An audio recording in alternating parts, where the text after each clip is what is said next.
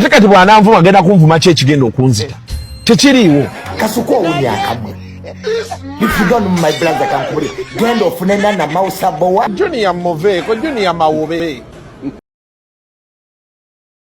eyo film my definition ya my definition of film twala film anti zinalaba behind the scene emwe yagwa mu nyanja balita bate na Titanic ngelyato lyenkana akameza kano niba kuki ngova ku film no nenda bezo no Johnny Wick nga ali ati funny emujjati kasitwala behind the scenes za film okakana no umula kati badde tusaba tulaba besonywe behind the scenes za Junior nani nikasuku film ejja batama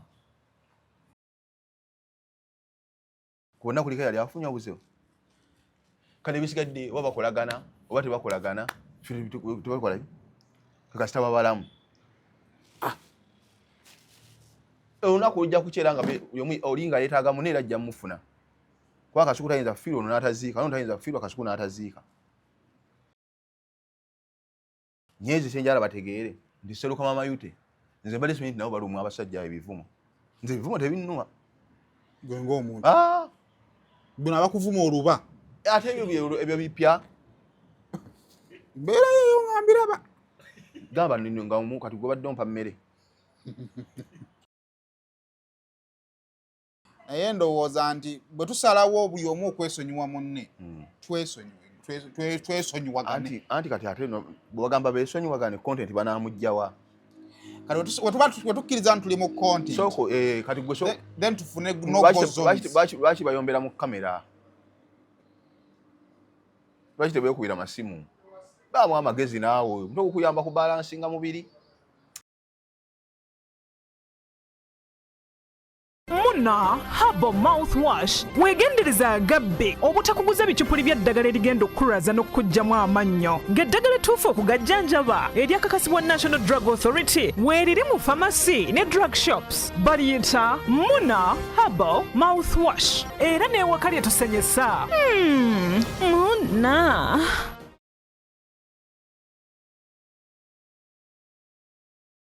Munsi y'ennyambala n'enzikiriza we bikwataganira Hijab Nation ejaguza okwewaayo kw'abakyala abasiraamu mu by'ennyambala abakyala muli b'amaanyi mulina obusobozi muli balungi ate bakozi nnyo twegatteko olw'okugenda mu maaso n'ennyambala mu kulyowa emyoyo enkulaakulana n'okuzzaamu amaanyi mu by'obulamu jangu wezzeemu amaanyi ositule n'abalala tusanyukire wamu okoleeza omumuligo nga 23 ogw'omunaana 2025 ku Thobani Center omwaliro ogwokubiri okuva ku ssaawa 6 ez'emisana okutuuka ku ssaawa 2 ez'akawungeezi okuyingira emitwalo 5 gyokka ne miliyoni 2 emmeeza ey'abantu 8 jjukira buli nnusu eyamba Hijab Nation empowering Muslim women biwagiddwa Mimi's Glamour Palace Right Now Print Creations E-Corp Juice Sanctuary Mami Gadgets Flory Flower World Jeje Sounds wamu ne Rashida Veils and Makeup.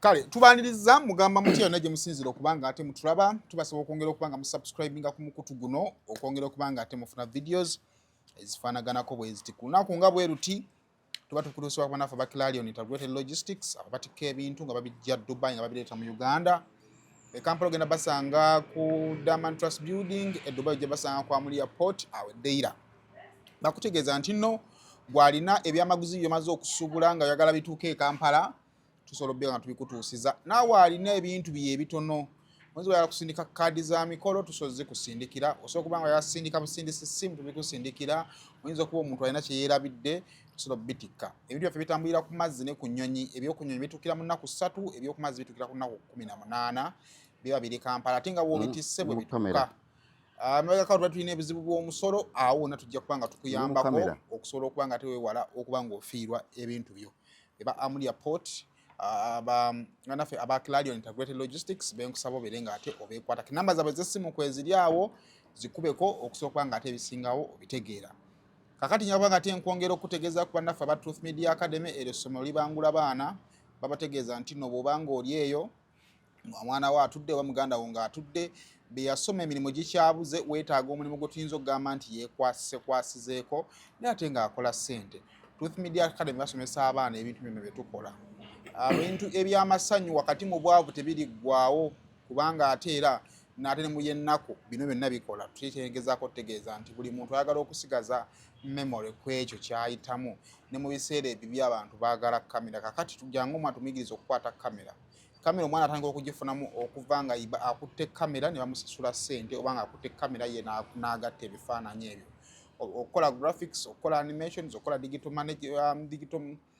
marketing, web designing. Abaana tubasomeseza wakati w'emyezi 3 n'emyezi 6 baba bakuguse nga bafuusa abantu abavunaanyizibwa ku namba ey'essimu ate ebintu birenga bikutambulira bulungi. Kamazima naffe aba Tours and Travel bazze kukunaazaako nnaku ya bufere bubadde ku ba Tours and Travel abazze bakumajjako batyo ennaku eno nti luli obadde oyagala okugenda okutambula naye ng'ebituufu bibikiddwa oli nakugamba bugami gwe mpo bukadde 2 odde wakootuule Azulu tukuyamba okuva ku kitandikirwako nti tolina passport tugamba nti genda applying ogenda ofune passport ne tukuyamba nti oyagala kugenda mu ggwanga ki njagala kugenda mu ggwanga bweti tetugamba nti kakati weetaaga kufuna invitation yita wano ofune invitation omala ogifuna tugamba kakati neetaaga kugenda kukola interviews naye appointment nga bagituwadde yeewala tugamba nti katusembeza appointment yeesembere netugamba tunda genda ku interview etaaga okukola paperwork ebe nanga wembigame tusobola obiteesaako kimu ku kimu kyetutuukako kyosasula kyetutuukako kyosasula paka bwona atuuka kugula tiketi si kukuguza tiketi naye nga ne visa gy'ogenda okulinnyirako enyo tonnagikola kitonnagifuna basangibwa ku Kyengera Mall awo oba kukubye ku namba yaabwe y'essimu okumanya ebisingawo. Olunaku Lwakubiri mba ne mu staff wano twogeramu twagala okubabeeza mwenna abatulaba yonna gye musinzira okutulaba. Thank you so much. Mwebala obubaka bwammwe mwongere okuba nga ate mutuwagira. Mu staff ono atunda ettaka ali ku Bombo Road kuno n'ebitundu ebirinaaniddewo. Njagala okuddamu bajjukiza nti byonna ojja kubikola mu motoka ojja gagula n'abakyalo ojja bawasa naye ebintu ebyo gy'okoma okubikozesa omutindo gwongera kwesala naye ekirungi ky'ettaka nti gy'okoma okulikozesa omutindo gweyongera kulinnya bulinnya. Kakati mu staff ono mutuukirire asobole okubeera nga ate akuguza ettaka. Enamba y'essimu 752 34 8967 giddemu ogisomye kiganda 0752 34 8967 surveying buli kimu. Kale Mustafa munoonyeeko kinaatunyumira nnyo okubeera ng'agamba nti yafunyeyo client ng'ava ku sheeno era kinaatuzaamu amaanyi. Mustafa olunaku olwaleero nkwetaagayo ku nsonga ey'obuvunaanyizibwa wadde bujjo twogera ku nsonga ez'obuvunaanyizibwa naye tuli bakozi b'amawulire era Mustafa bwe kakutantala ebibyewo n'obikwata bubi bwe gajja tetugaana gakola ki gakola naye waliwo ebibuuzo ebijja okutubuuzibwa nti kati mwenga abamanyi Mustafa mumuyambye mutya. Ekyamazima emboozi ya Kasuku ne Junior ebaddewo era nja kugamba nti ezimu ku mboozi ziyitidde ewange endala ne ziyita ku TikTok. Naye ebisa ebisinga bujjo mbadde neebuuza emboozi eno okuginyumya tuginyumizza naye tuyambye tutya tubanga waliwo otusobola okuyamba. Kasuku yavudde ejo naye akola interview zabadde 2 zabadde za busungumuko mbadde sitira mulaba bwetyo. Ndowooza interview ezo nsolo zigiragana ne interview yakola nange nga ali ku full figure kwa ne interview Kasuku gyakoze nange eno yali ya buntu. Kasuku yavayo n'ayogera ekyawulira ku Junior byamwogerako naye teyali mukambwe era kyova Junior yawalizibwa n'okuvayo naye yeetonda naye ndowooza njagala kukkiriza nti maybe yalabye tewali kikyuka kwe kukoma mu version ey'okubiri ng'ate mukambwe interviews 2 kati saa zino kati ne tuyinza okugamba nti mu ndaba y'abantu ba bulijjo abaagala ebyonoonesa olutalo baluguddwawo kati ate ffe ku side yaffe bigenda okutubuuzibwa nti mmwe kale mubikoze mufunye views naye muyambye mutya. Kati mu kuyamba okusooka kwe kusooka okutuluna ku sayidi zombi buli muntu obutuufu bwe bwe buliwa obukyamu bwe bwe buli obeera ku mutimbagano njagala osooka ommenyere obutuufu bwa buli omu malisa kusaanyi kya green bwekiti Oyagala kigula. so awe njagala Kakati. Kasuku ne junior. One. Bwabubola bonna ba mukwano. Ate bonna beemanyi. Ebyaddala nno bakuno kweyitako obuki. Ngo bino tusisinkana nenkubira nenga staff jangu tuli ku kifo kibanne kino Gundi. Paradise. Paradise Inn wano mu kona bwoti ngoyingira matugga wetushutingira ne mujemba wagira balina rooms ennungi balina bar bafumba emmere bafumba emmere so obanga mulina meetings muso okujja ne mutuuza wano meetings za wakati wakawana ne matugga nga muno ifo misolo okukunganira babe emikolo nete mukungana bukungangazi mujje musuke mutule munyo ku byokunywa ate mugende nga mugenda nga ku bombolo libanga mutuuse mujje no Paradise Inn mu kona bwe tukasova ku shero nodda ku Starbucks ekifo kiddakaawo obadde okyangamba nti beemanyi ebyaddala kati waliwo saimu waliwo otuuka nga buli kyoyogera ku mukwano gwo gw'oswala kati kyovala babaganda baga nti n'oba onyiize nnyo bakukola ki keweesigaliza naye tugenda tuuka esaatu kujajinga nti oli mukwano gwo yabikola ng'oliriddawa owagiranga muwagire bwogera mu makya n'ogamba mutugobera naye nti mwenzi then you are full gwatalina loogi atali mukazi yayindanga gwoliriddawo era mukwenda gwe yakulekanga okola ki omanyi nti waliwo omukwano gw'omuze gwaba nagwo n'osirika nga tebugogera nawe oswala kwamba ajja kubuuza nti wakati mu ebyo byayogera gw'oli luddawa mu kibala awo kuba temuteŋŋana ekyo kimu then ekyokubiri bonna bantu bakulu nti oba oyogera ennyo baako wookoma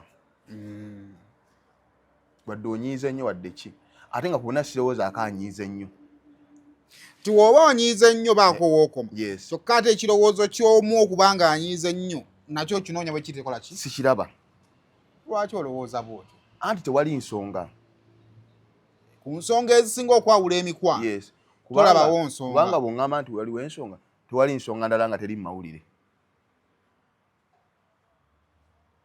emabega waabwe teri nsonga ndala nga amawulire tegagimanyi zonna ensonga ezisoba nga zibaawudde ziri mu mawulire kati gwa tebagenda mu comment section ogambe nti eno ensonga y'amaanyi nnyo okunyiiza omu ku bo mpulira nti bonna bonna ensonga ezibanyiiza tewali nsonga eri mabega era kyeggamba nti bonna bonna tekuli alina busungu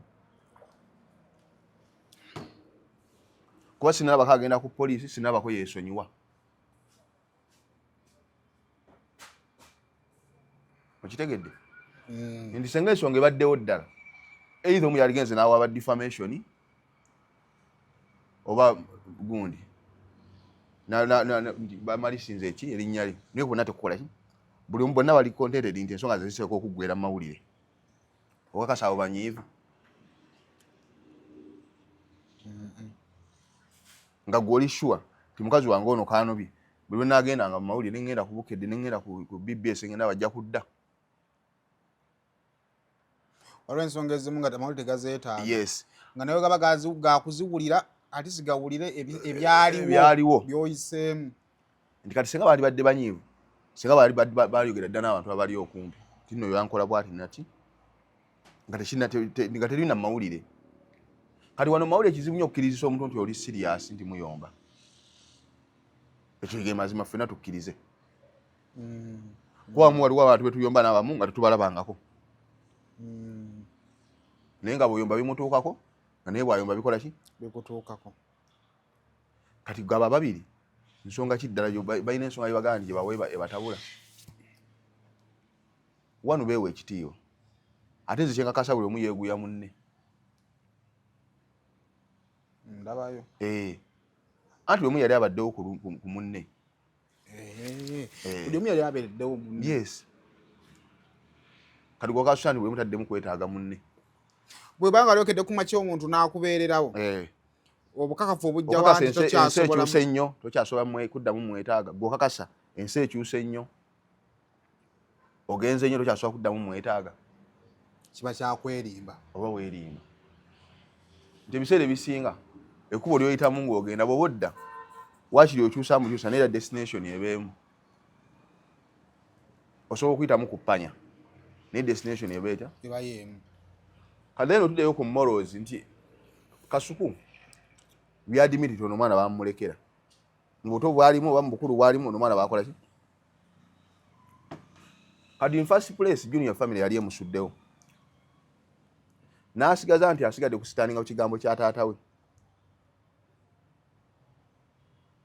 era saga yonna we yaliiwo ey'emmengo biki nga akulaga nti ayimiridde ku kigambo kyani kya taata lwaki takimyako essaawa zino nti yamulekera Kasuku sookoddeko kakaddemu mu biseera bino olw'obuzibu bwajjawo mu famire Junior yasigala ku kigambo kimu ekya taata kyeyamugamba mu kaseera kano kiki ekimujja ku kigambo kya taata ku nsonga za Kasuku kuba ffenna natukkiriza nti sitandi ya taata we gyayimiriddeko mu buli nsonga yonna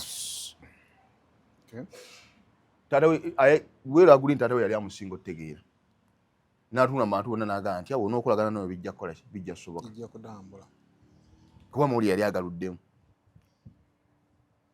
ate nga tosobola kuleetinga kutegeera kwe kwa Junior naye ng'ate abantu nabo abalaba ab'ebbeeyi ab'amaanyi abaaki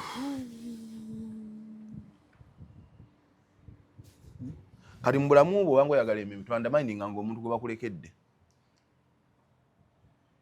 ate obuseera mutuuka n'okugamba nti genda weetonde taata wo gwe yakulekera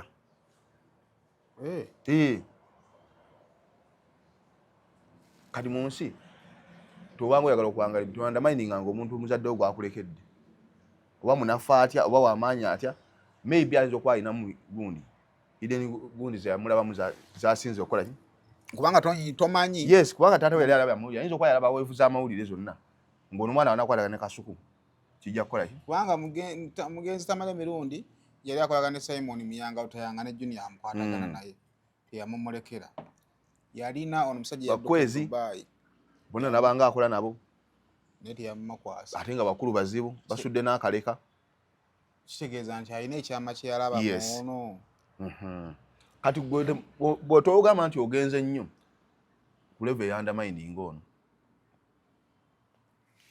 awaba waliwo buki waliwo obuzibu kati kitegeeza ojemerera taata mu bulamu ne mu bufu nti omuntu taata we bakugamba nti nkulekedde ono noonya engeri yonna yonna ne waba munyiize gye harmonizinga gw'omwana yes anti oli aba akuyinako age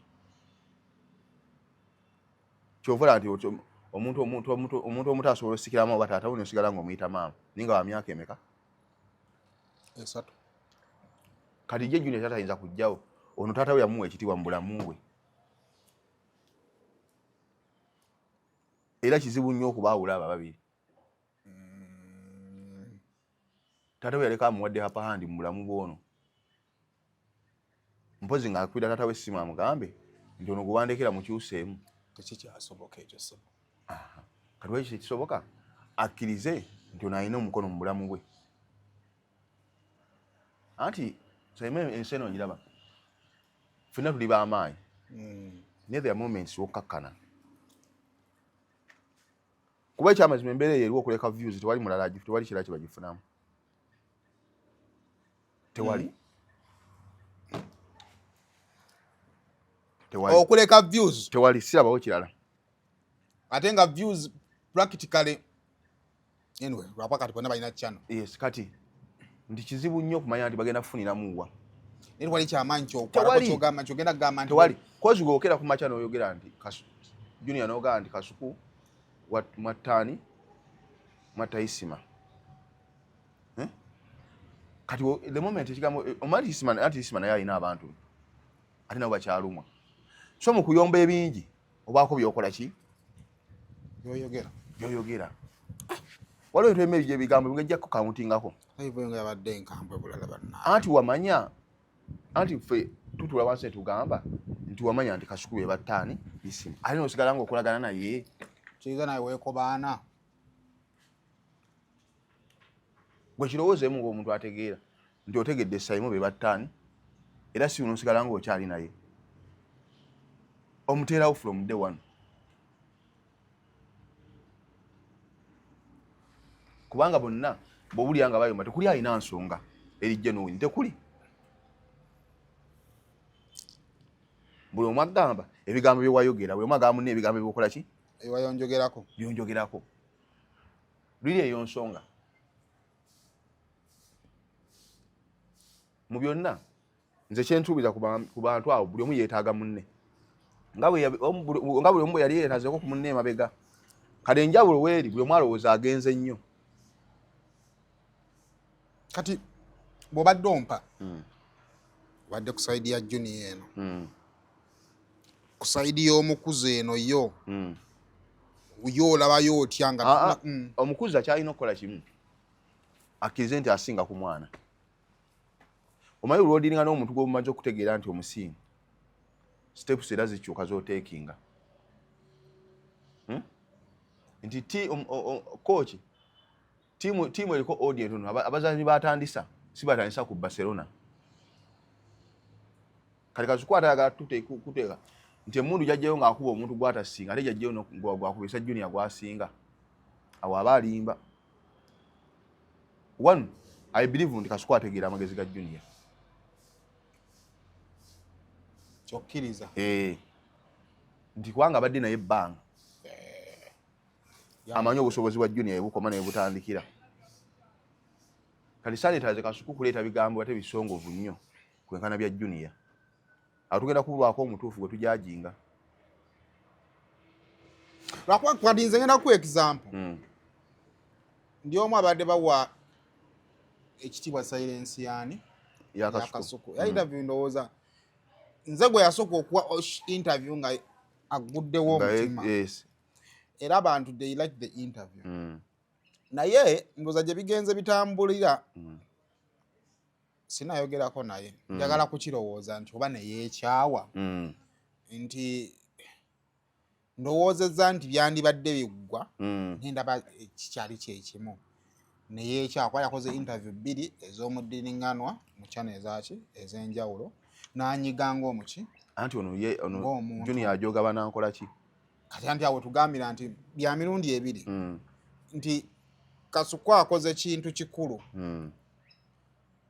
oli ajja kubuuza nti naafuna ki ate nze kyembadde saagala Kasuku ajja obugumiikiriza yali sigadde agumiikiriza kati here is losing it. Twasigadde tujajinga ono nti mulalu mwetegedde ndi oba osazeewo gumiikiriza ddala.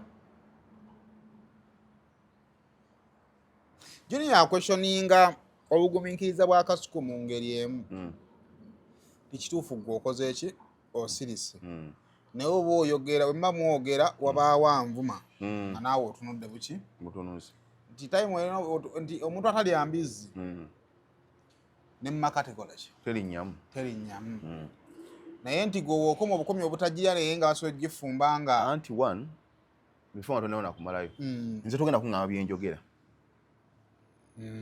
wadde onkyazizza naye nga abantu balenga okusiga embala eyo nti lwaki kyovola nti ezimu bateekako ne disclaimer kati ojja kunenya bigambo nze byenjogedde gweŋŋambe nti obintaddemu ekyo kimu kati Kasuku agenda kukyaza ani atavuma Junior oba Junior agenda kukyaza ani atagenda vuma Kasuku kubanga gwe ntale nzooba wakudde Kasuku aba tazimanyi ate tewali muntu nessale eri nno Junior inamuvumira ku channel ya gundi oba Kasuku inamuvumira ku channel yani tewali channel yateekebwa nti yakuvuma nti buli awo ayagala okuvuma omuntu genda ku channel ya gundi wakati eno ye eri official evuma sendi eno yo ya sendi yabo ofunangayo ko olutalo lwa sendi ng'ompita kale nti kali Junior tewali muntu bonnaze sina gwe nnenya one bonna beetaaga views ate basooke bategere business gye balimu nti gwe oyagala kukwata embeera ze ez'obuntu oziteeke mu business nti gwe mutima tolinaamu kantu nti gundi yanneesonyiwa kuba ekyamazima tewali channel gyogenda ganti eriwo kati Junior eno gyoyina ovumira ku Kasuku nti gwe Kasuku eno gyoyina ovumira kani Junior ate lusi tekuba na kuvuma just response abantu ze bawaayo ono zalabanga eziri biased ku ye and around bias olumba giyita kivuma nayo kisiya nti kati wali nze ndi censored togenda kungana kwogera ku muntu gwenkoze kati goli wobeere ino ga Junior ati Kasuku kyaziza mu staff ananvuma oba olimba okujja ko ulire ebigambo Kasuku byayogedde mu kamwa ke ndi nakuvumya naye abandi yakyaziza mu kati agenda kukyazaani mpozi nga kyoga nti aggalewo omatu ajibwa obuzibu bwa TikTok eno tekyavaawo nti oli ajja nayogera ebigambo byo ku TikTok ku YouTube omwana n'abisala ne bigenda ku TikTok ne bitambula nga bikumookinga naye nga sponsor waabyo yoyo eyabitandise kati engeri gye mpuliramu obyo oluvannyuma lw'ebyo bigenda bibatambuza ku TikTok olumu ataddemu ne bubeedi tandika okwebuuza nga kati ngenda ku example wajjanga ano n'oleeta omutwe gwo nga sina kyengasseemu n'oyingira Bebe Cool bw'oyingira Bebe video ne zitandika okumakinga rounds abaana batandika okugamba nti kati tunafokasinga nnyo ku mustaff eyabyogedde ono sponsor kubanga mustafa oyina videos ntono sira kuba nti oyina busobozi ekisooka tekinnagenda mu kwagalako ogenda ku TikTok obeevumire kati ffe abakunoonya eno tufuuka ba first sponsor b'okutambuza ebigambo byo nga wajja bikola ki kati olumu omuntu akemebwa okugamba nti nga bwe tukuba mu staff ne Seema amutuuza kati business y'amawulire eriwo eti nabo balumu ebigambo kofe tusinga okwogera ku bantu ebigambo kati oli kubaana ababiri abo kubanga ababiri abo balaba buli kimu mu nsi nga bwe ndaba kati neewunyiza nnyo nabo ebigambo bibaluma staff no bw'osogonyola not you need to be sincere nti bagamba nti Serukama Mayute nze senga omu yabadde atuusizaako munne ekisago naye nti bikyali bigambo by'amawulire kati bamanye nti nga babyogera ku balala nabo kati kyekibatuuseeko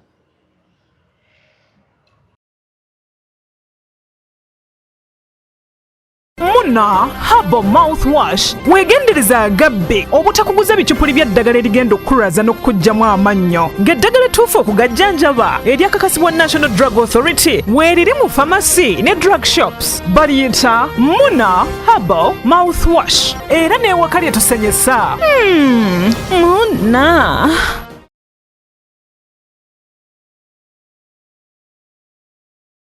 Ffe aba Rosemary Beddings tukuleetedde kalonda yenna ow'omu kisenge wamu n'ow'omu nnyumba. Rosemary Beddings tusangibwa Kasubi okuliraana ebitaala nga wakaviira ddala ku mafuta ga rubisi ngadde Namuŋŋoona. Tukuleetedde kalonda omuli bed covers ez'omutindo, blankets ez'omutindo, suitcases ennungi, amasuuka amalungi, neeti mu buli sayizi, mattress protectors, kuno kw'ossa emifaliso egitalumya mugongo, ebitanda eby'omulembe n'ebintu ebirala bingi nnyo.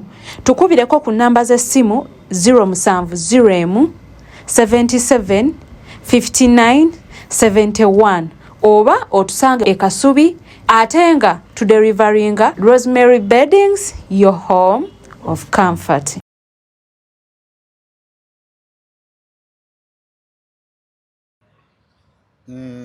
era nze obulamu bwawe ebigambo tebinnuma mpozi ng'omuntu ontuuseeko fizika naye ebigambo kati abo beewuunya obwongo bakozesa nti bennyini balya ku bigambo balya na kamanyiiro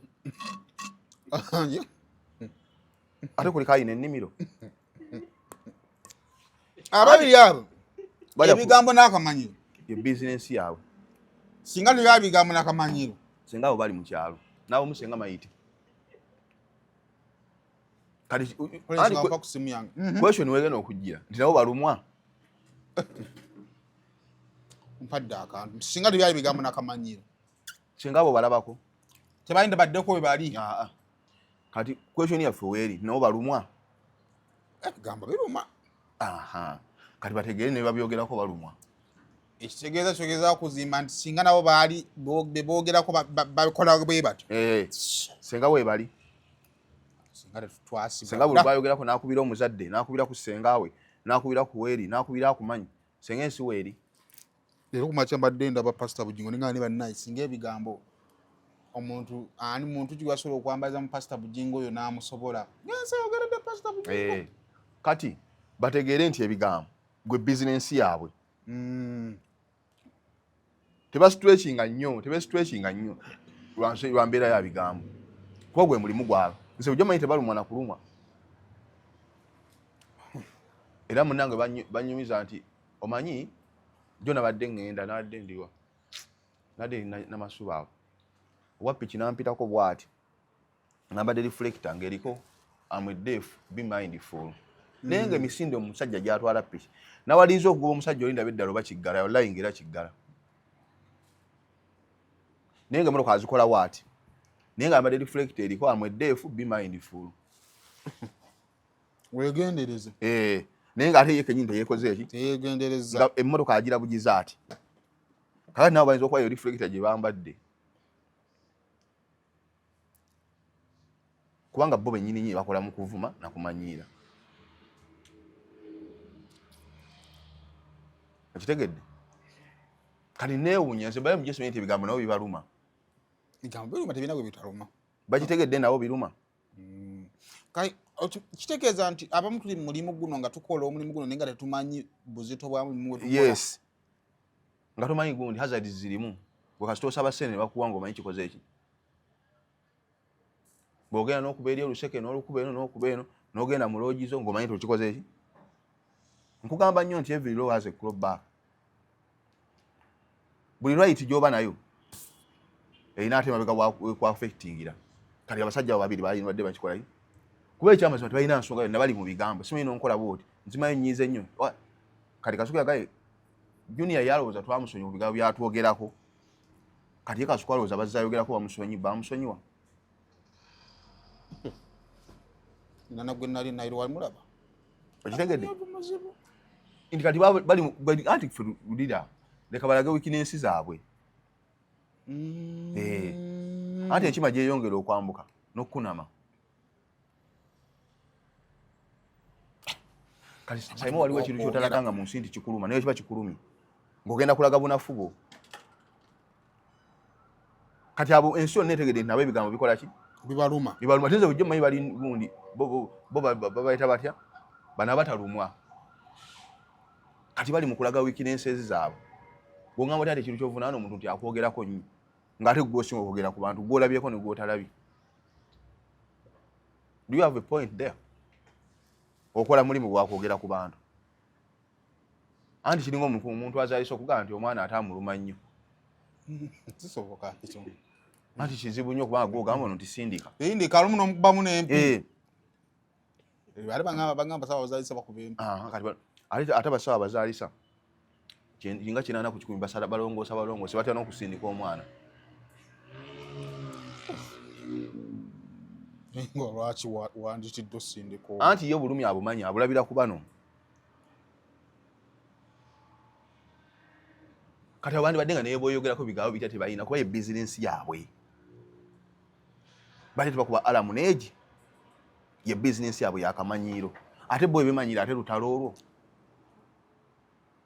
ani musiru kyo bagenda okukonvinsinga nti okuvuma kuluma oba okwogera ku muntu ekigambo kiruma oba okuwayiriza omuntu kiruma ate kubanga abo si batuufu okujjako adiisi z'okwevuma okitegedde nti abo bo tebalinawo point abo bo balina they should lie low abo babiri ensonga z'akamanyiro n'okwevuma anti badde bavumanga abantu nga tebamanyi nti abantu balumwa gwe okimanyi nti batuka kati bo batuuse ne ku extent ey'ekyawola okwevuma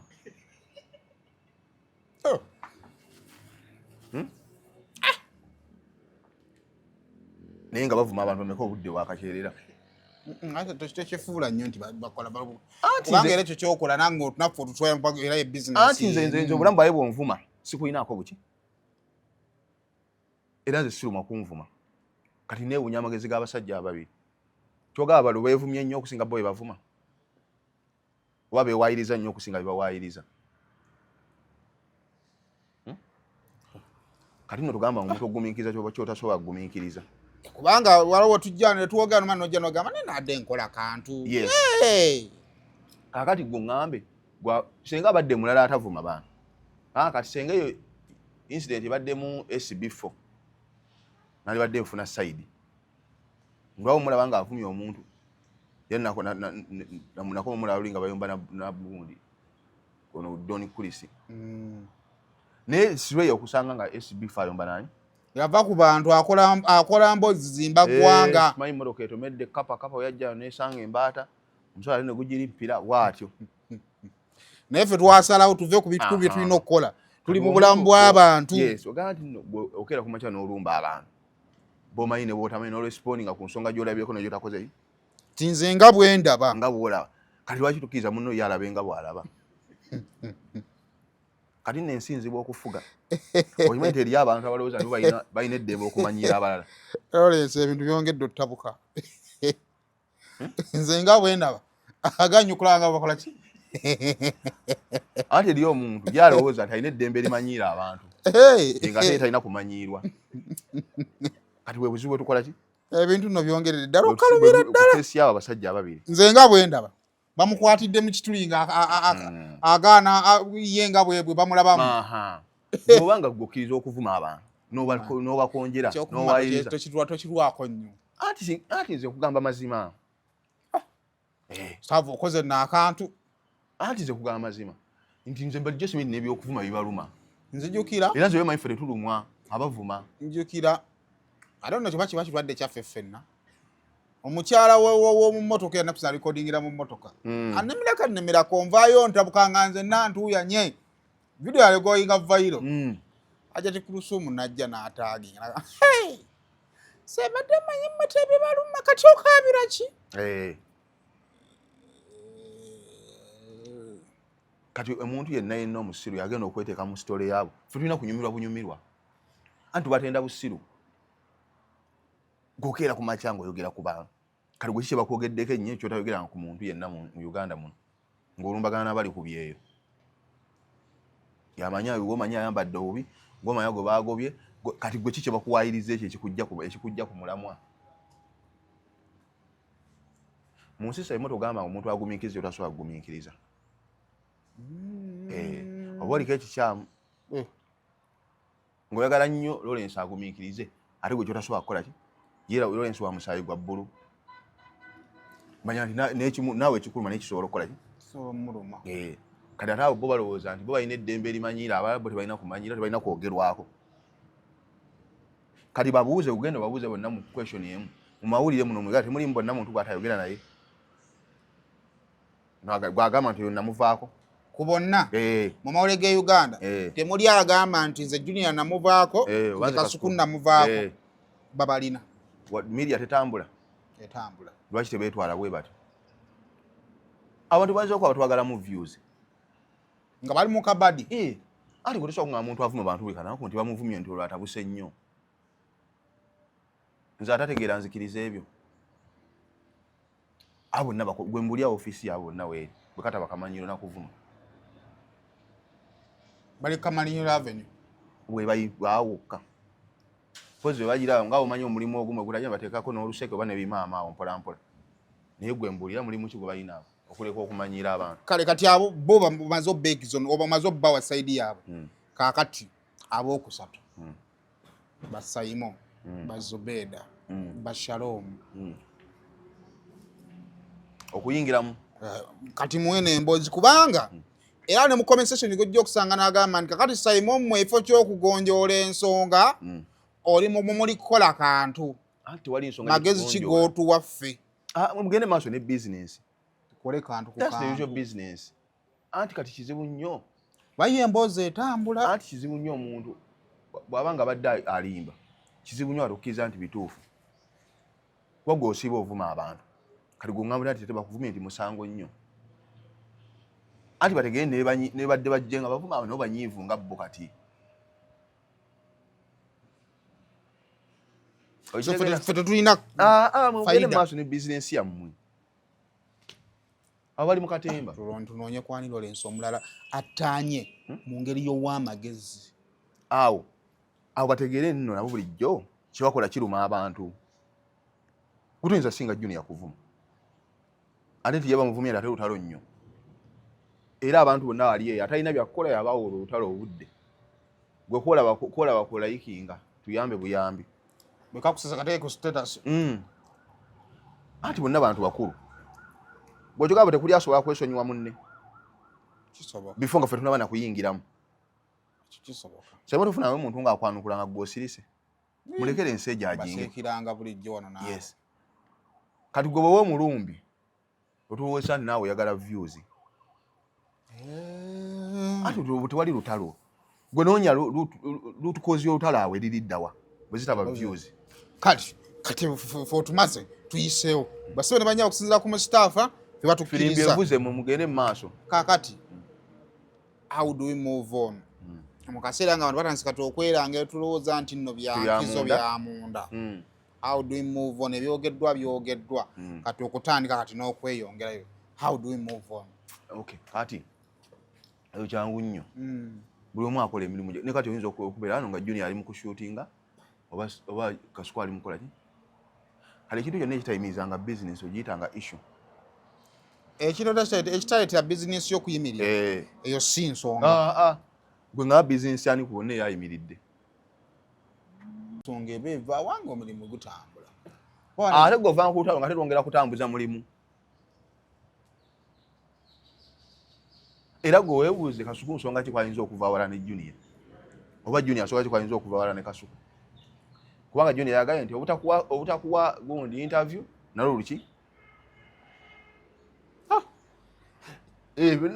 kakati lutalo okuva Junior watawa Kasuku interview anatakola ku bonna kati tutunule tulabe nti okuva ono bwe yava ku ono waliwo ekitatambula kati okimanyi nti ekitatambula ate kyekyabwe ekyomunda fe byetubagalako byonna bitambula Junior yakola channel ye mu week emu nefuna ba subscribers nebeza abantu omutwalo gumu nefuna monetization channel ye etambula Kasuku live abantu bakyagira biraddala abantu bungeredde ddala okwagala Kasuku kati ffe kati kumunzikira ekyo ekintu kyayo ndife abantu audience byebagalako byonna bitambula kubanga Junior byandibadde asaagire wa Kasuku asogenda ku TikTok n'abyogere banajje wange n'abyogere byetabafunako ate era byetutabagalako kashereze ebibaluma it is none of our problem byabwe kitegeeza nti ebibaluma basobola n'okudda behind the curtains ne beesootinga ffe business yaffe ya media egenda muki kubanga sabadde biyimiriza business yaffe ne ya media it would have been a big deal naye kitegeeza kati differences zaabwe zikosa bba abameka bonga ababiri ate ffe no mu media tebinnatukosa ffe business yaffe boominga bweki kasheza ffe tebitukwatako era bajja oli watuuka nga aleetaaga munne ddala personally era tewasobodde okuyita essaawa nga tannamufuna kwani okumujja amanyiiwo anti laka Dubai alina akayimba you know where to find me kozi bakayimba batya guyimba mwe wa comedy toyagala anti abantu olina omanyi bagala tokkiriza nnyo kati gwe pasiti wo oyagala ate tumwerabire bwerabizi ate ng'otukakana amaanyi na kibuli twagala muntu ayogera ku comedy mpuli oyagala nakungwa mu bulago ninga eyo gye wava ddala bw'otunula ng'omubikiri gye wava omuntu okkiriza gye wava Stefano nze tomumanyiira mwana ati nze gwe kati gwe ekizibu kyo toyagala kuleti kugundi kuliraanya yadde future yo ku past yo yadde ababiri abo olinga lutale owoluwero n'asanga oweno beetuga owakomawo mukwano n'asanga onamugwambulago anti oli ate alinga yazaala ono kati awo omanye eriyo omuntu atagala muleta kafaananyi kedda wane pasa buge mutayala kwa ku nnyimba z'enkadde buli wazaba akwata ku mutwe bw'ati oba bamugamba bw'ozaba oyinza okuddayo so bali okyanyonyola nti gwe business ffe bw'obeera ng'olina obutakkaanya ewuwo ne mukyalawo naye nga ffe otuuka wano ku mulimu ogutukolera bulungi woli yagala olyesootinga nani obutakkaanya wange obwewaka obuzibu wange obwewaka butandika okufuuka obuzibu nga butandisa okwaffectinga emirimu gyange yes obutakkaanya bw'abano ffe ne butulemesangako okufuna kantu kuva gye bali Kasuku atuwa vidiyo 3 Mutani wa Namukasa nango okola konte. Kati fo obuzibu tuba tubufunira wa. Gwe obuzibu bujjeewa. Nti ku bonna abo boolaba tekuli ayagala munne nga amugamba naddala amwetaaga n'amulimu mufuna. Kubanga tebalina kye beekola. Yambise ensonga nnayo. Kali ffe bizinesi yaffe ffe tulina kye tubaagalako. Oba yayambadde bokisa njeru, oba mukyala we bamugobye, oba yayobe twagala kino kyatuwa kati ku mawulire. Waliwo ofunye obuzibu. Kwonna kuliko yali afunye obuzibu. Kale bisigadde oba bakolagana oba tebakolagana tebakola kakasita babalamu. Olunaku ojja kukyera nga olinga yeetaaga munne era ajja mufuna. Kuba Kasuku tayinza kufiirwa ono n'ataziika, ono tayinza kufiirwa Kasuku n'ataziika. Okitegedde? Nyezi kyenjala bategeere nti Sserukama Mayute nze mbadde simanyi nti nabo balumu abasajja ebivumo. Nze ebivumo tebinnuma. Gwe ng'omuntu. Bino abakuvuma oluba. Ate ebyo bipya. Mbeera yeeyo nga mbiraba. Gamba nno nga kati gwe badde ompa mmere. Bwe muntu ati bwe mumanyiira abantu. Kati mbadde njala nkutegeeza nti omuntu yenna yenna bamukuyenjebuka. Wadomanyira nkugamba nti abo olutalo olunaatuuka nga lwafikitinza amawulire awo olibanya nti lutalo tujja situkiramu. So kakati your last remarks ku nsonga eyo. Gundi Kasuku bwakuyita mukole gwekola buki tukole bukozi kantu bukozi ate babadde wala bekalwana ne munne kati ono yagaye munne tajja musamba ekibuta kifumiteko akati kiveemu ennankani kati yamusanze no naga nange bwe nakusanga nga ofe tukola namusafa sebo ovuddemu ebintu ensi bye badde tekusuubiramu. Anti kati gwe olaba eyo firimu omanyi definition ya omanyi kyannemesa okulaba firimu. Tolaba firimu. Anti ze nalaba behind the scene emu eyagwa mu nnyanja balita bate na Titanic ng'eryato lyenkana akameeza kano naye ba kuki ng'ova ku firimu nendaba eyo no John Wick nga ali ati fani emujja ati kasitwala behind the scene za firimu okkakkana n'owumula. Kati badde tusaba batulaba besonyiwe behind the scene za Junior nani ne Kasuku firimu ejja batama. Okay. Neyaza amanyi wachi nayagadde ompe kuba the good thing tova mu saako. Kati ffe tulina problem nti tuva mu saako ey'abasiru. Ndi mu saako zaabwe toteekako nnyo tokatiza ku bigambo bya kisiru naawe. Ate etya kati gwe ngamba otya nti oyomba naani? Andi wulirizaako tingeri gye mba mu saako yaabwe nyenza obutavaayo openly bye nandiyogedde ku Kasuku nja kuleetako 5 bye nayogedde ku Junior nja kuleetako 5 kubanga njagala okusigala ng'eryato ndikoze eki. Kati gompadde ombonye nze bonna abasajja naye nze Seeguya nkunamire naye tuli mu saako zaabwe. Nze Seeguya nankunamire nyina eyange naye yali nki amugenda mu maaso. Ekirungi kyompadde nti at least gwe obamanyi nobalabira from a distance ate nga ne we bakolera omanyiiwo. So nze ndowooza nga tufundikira ensonga eyo amagezi ffenna tujja ggawa. Nabadde ne bajjo n'abaako bye yagambye Junior.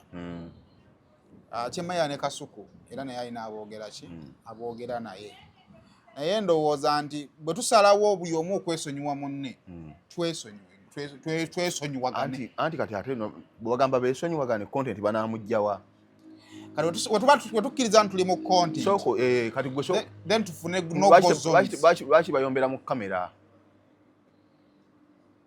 Lwaki tebeekubira masimu? Baamu amagezi naawe omuntu okukuyamba ku balansinga mubiri.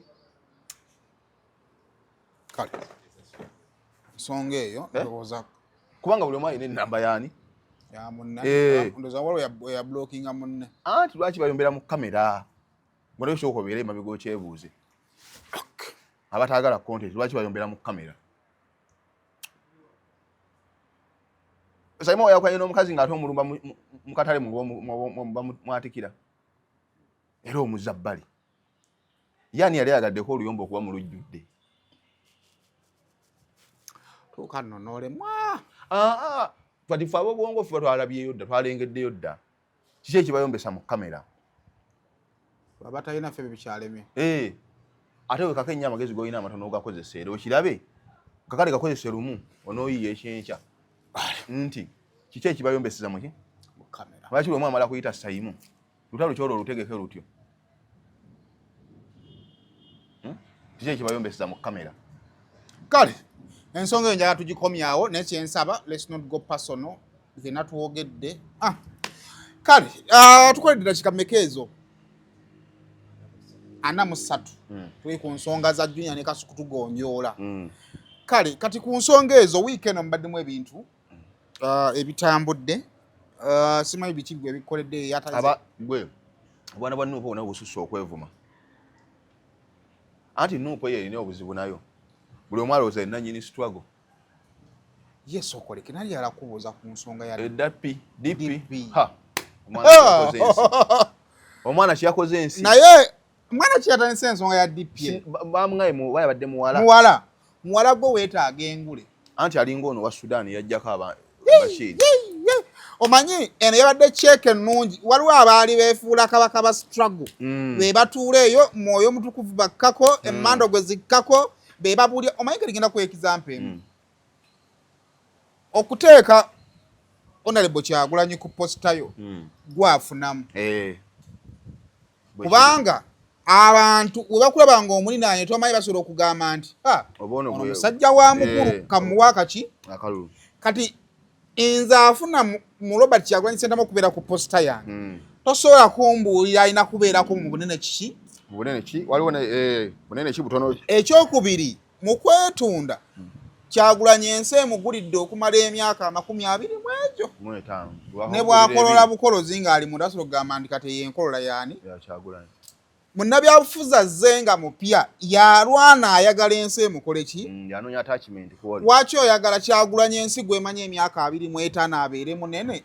ate ensi gweyina okugula ate ye abeere muki ne baleeta etteeka eri abaana ne baligondera ababaki ab'ebyobufuzi. Omwana n'aleeta ensi omwana wa DP gwenze njagala kukuteeka mu bampa yange. Omwana yaloyise ekigambo yafugidde ensi ennaku ngezi beetolodde ne beetolera paka beetolodde. Omanyi avuka ba Nuupo balinamu kati kinnabalabyeko buli omwalo oza nanyini struggle ate buli omwamanyi ategeera okufa bavubuka mmwe ekyali kisinga okuba neewunyisa buli omu aba ayingira struggle tayogera na munne nti eno road map yaffe buli omu ayingira lulwe naye ate ayingidde olwe nayagala ayingire ebirowoozo byani ekyo nno kibi nti gwe gusa olugendo olwo nga bwe walukola ki bwe wali ewuwo yes okizuula nti amalwale temuli ddagala okizuula nti wasoma naye emirimu gikoze eki gibuze n'ogamba buzibu buli ku gavumenti eno ekola ki eri mu buyinza era n'osalawo notakubira ali Dubai notakubira ali Soroti mpulira noyingira struggle ki naye batuse ne ku extent emanyira ate abakulu abali ku bitebe wali nti gwe struggle agibeera ku simu otuse ku level commanding ate ali mu lutalo mwennyini nga gwe okolera ku ki ng'oli ku simu oli ku simu booti n'otuuka ku level commanding ate ali mu lutalo so bavubuka mmwe tewali yajja mu struggle ng'alina appointment letter era gwe wajja ng'omanyi byogenda okukola nga towebuuza ku Saimu towebuuza ku ani naye saa zino okutuuka nga toyagala okole Saimu akole gwe kyokola ki ng'ate mu kujja mu struggle tewamukubira ssimu oba olina ensobi abaawo ensobi awo bw'obola ng'ono atambuza bubi gwe tambuza obulungi olugendo bulungi gubeera ekyokulabirako ekirungi wamutuuse ku level determining alidde ssente n'atannalya gwe baziwadde gwe bazisuubiza kati gweyo byonna obimanyi otya mukitegeera nti omuntu yenna alina olugendo lwe yeewa mu struggle bwe tolowooza nti ogenda kufuga omuntu gwe wasanga mu struggle oba olimba gwolaba ng'atambuza bubi tomufollowinga muleke ate naye era alina abamukkiririzaamu kuba nensi buli omu alina gundi portion eyiye okyobola nti Saimu ku TikTok okubeerako awemula nga bajjudde bati asaba obusabi nga bajjudde abulira enjiri ng'ajjuza imaamu ng'akoze ki kati gwe bwonna oganda nti oyingire mu audience ya imaamu omuwala ali ku TikTok yeeyita wa dash supermarket era wabeera ku live yabaali bwati bwasampole nga bajjayo bannange nyina nelabye ataawo ku live abagaa nti kyusa kabina nemune babona abantu baabwe nagamba nti mpereza omutwalo gumu nkuteeke mu WhatsApp group ne bakuba amasimu nga tebabafiirako kitegeeza nti buli omu alina target audience ye kale eno struggle buli omu alina abantu abamuwuliriza abakkiriza mu kyakola bwe tukwata leeni y'ono tujja kutuuka ku kye twagala nabeera n'abali abasiima bagamba nti leeni y'ono bw'olaba ng'ono akere gwe dduka misinde okitegeera nyo abavuka bali okwo bali ku masimu bavuma abantu bebaditamininga alidde baditamininga waabwe baditamininga atali gwatalinaku yadde naye endagaano yadde etya nga tebamiitinga nga nakosa naye oli nti gwe walidde ssente gwe walidde nti ate ono owokukiteba nibalida kugundi ku Ssenyonyi bavume nti ate nga kwabo bonna sitwago oba obabuuza nti kwoyo avuma ne Ssenyonyi musitwago tuleke mwani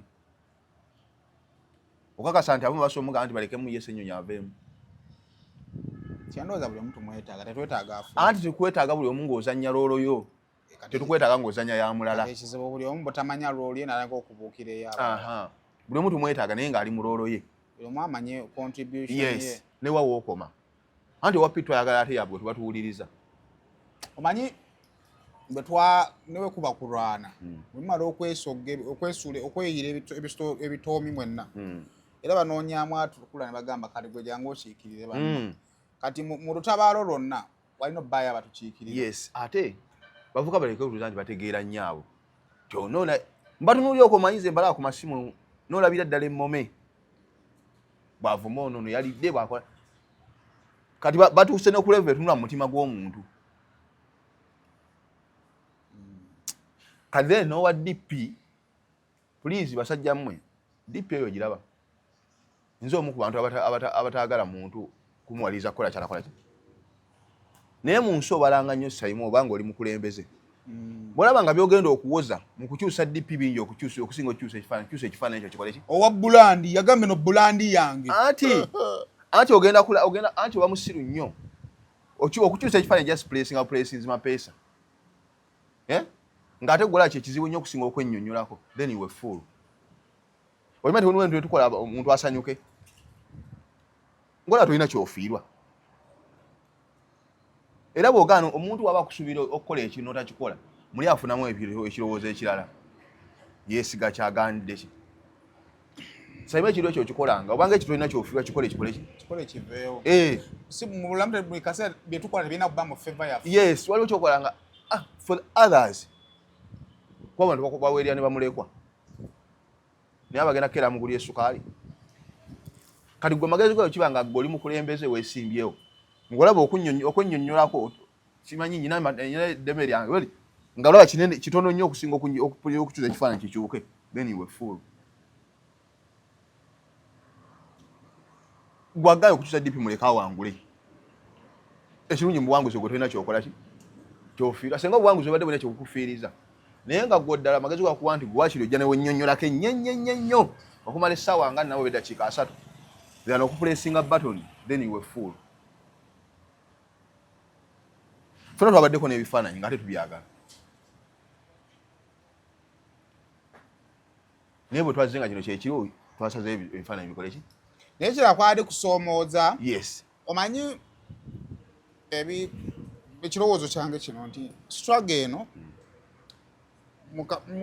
abaali mu struggle ya Mwami Museveni ne banne waliwo bingi ebyaliwo for example okulya ente z'abantu nga baagala okulya ku nnyama nga basobola okujja mu kiraalo ky'omuntu ne bajjamu ente kyova ne paka nakati wakyala abantu abasasulwa so buli struggle ebaako n'ebintu ebijja nga si biwandiike nti oba okakasiza ddala nti ekyalo kyaffe kino kiri bubi ng'ekiraalo kya Mwami gundi tukimazeewo bwe tujja ku kiraalo kyo n'okaayana otandika okutulowoozesa nti nno toli wamu naffe solidarity teriiwo wadde nga mu kulya ekiraalo kya Mwami gundi waliwo kyawandiikibwa kati ze jala ku appreciatinga ebikoleddwa wadde nkugambye nti nze sikkirizigana na kukwata mwami Kyagulanyi Omufule munene ku posta ng'ate nze Saimo Kakyere nze njagala ensi emmanye nga neetaaga amasannyalaze ga mwami Kyagulanyi ne mu marketing tekikola era tekiriiyo naye ate bwe kireetebwa mu kifaananyi ky'okuvimbisa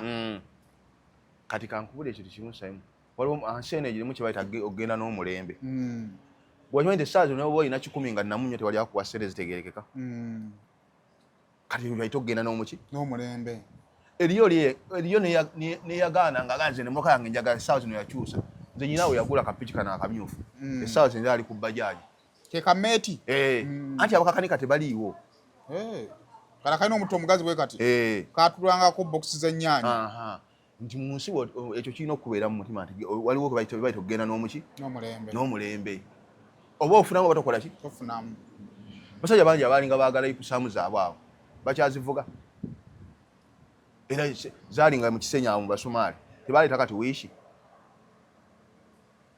waliwo kyebayita okugenda okugenda n'omulembe ate naddala nga tolina kyofiirwa so kitegeeza nti nga naawe wa proposing ekyo ne kikolebwa ne banno baba baleese naawe yefiirwako ko bakutesitinze nti kubanga byonna bye tubadde tuleeta tebirina bye byawandiikibwa kati kitegeeza nti bwe tuba tuzza wano nga lwo yayiza n'agamba nti buli omu atekeyo posta bonna ne bakkiriza kati mmwe nga n'amaanyi gabe kubanga abaana abo balaba bonna basinga amaanyi bagajje ku Kyagulanyi gasinga bagajje ku Kyagulanyi kati nze nabadde nyinako ekifaananyi ng'ekyange ne pulezidenti naye era nakyo nekikola ki n'okijjayo notekayo posta nga bagaye baagala ki kubanga mu kugiteekayo sina kyenfiirwa ate mwakkiriza kubanga waliwo abaajeema ne bagamba nti nze bivubukamu ebyammwe sibikola ki sibiriimu era tewali abateeka ku ntandaalo mwe mwakkiriza nti kino kyetutambuliramu kyetukkiririzaamu kati ekibagamba mu bulungi ne mu bubi kati bavubuka basajjamu abaagala okwesimbawo naye kulowooza nti mulina amawaggali mangi kubanga omukulembeze yenna kati woganidde okukyusa ekyo kyotalina kyofiirwa onooyamba bantu tunagamba nti nno kati tulabirire bamulekwa kubanga kino just pressing button eringa challenge kakulemye okukola ki tusoboletayo challenge tugamba kati buli ali ku kyeyo tukoze enteekateeka buli omwaka omu wano kati tulumbire ku ggulaawo onaavaayo ng'ekifaananyi kiganye so omukulembeze omukulembeze wali baita okwadijasitinga noveri gy'ozireegedde embeera nekola ki naddala nga tolina kyofiirwa Saimo wewalanganya ekintu nga tekina kikikufiiriza kikole for the sake osanyuse abangi kiveewo kibona nti omuntu asobola zimbawo oluzi n'afugira okwekyalo lwaluzi lutya Mustafa interview ya leero njagadde nange twagala okubibaza mwenna abatulabye ono bamuyina Muna Herbal Mouthwash amannyo gwe galuma njagala okuba nga ate nkutegeeza nti nno wandibadde omwefunira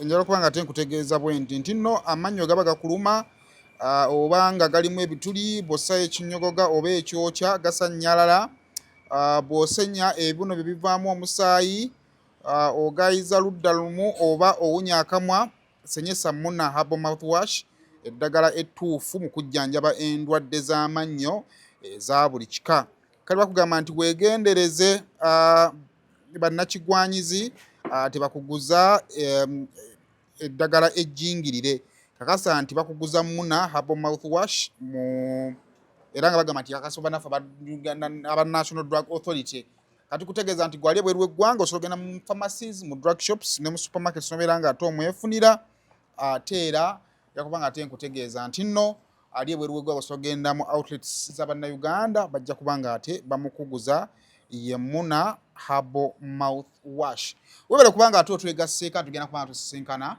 ndowooza ku live yaffe ate akawungeezi ku ssaawa 2 egenda kuwayo ku ssaawa 11 ate tusingire ku ssaawa 2 nga tufundikira olunaku lwaffe tuddemu enkeera ndowooza ssaawa 6 upload yaffe n'asooka bwetu tutambula mpola genda maaso kugira nga ate oweekenneenya ensonga zaffe nga bwe tuzitambuza wano Saimo Official unless otherwise mbeere bulungi mweraba.